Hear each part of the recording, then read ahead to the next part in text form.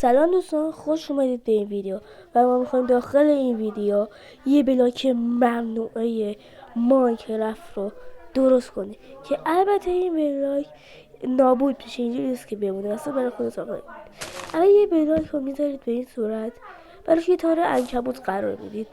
خب حالا شما نیاز به یه سری شبیه ماسای رنگارنگ دارید.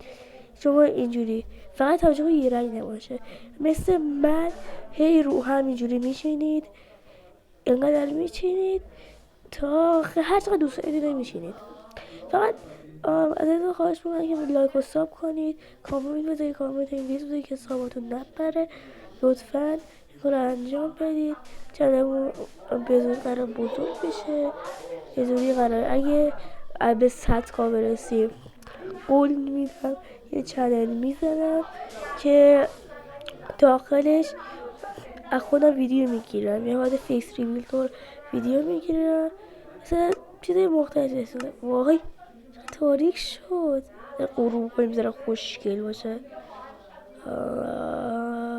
یا چرا خاصی که what the hell درست شد. خب حالا که تا اینجاش درست کردی میاید پایین، میرسید به این تار عنکبوتی که گذاشتید. تار عنکبوت ها انگار یه خوک خواستم اسکرین خودم رو بهتون نشون بدم، فقط کسی که تو یوتیوب بوده نمیشه یادش بخیر، تو کامنت اسمشو بگید.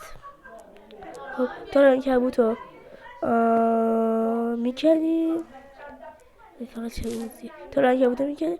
خب حالا اینا افتادن، الان ما پایین آخر ملکی داریم، ما سری میکنیم زیرش تار عنکبوت میذاریم سری و بلاک ممنوعه ما آماده است.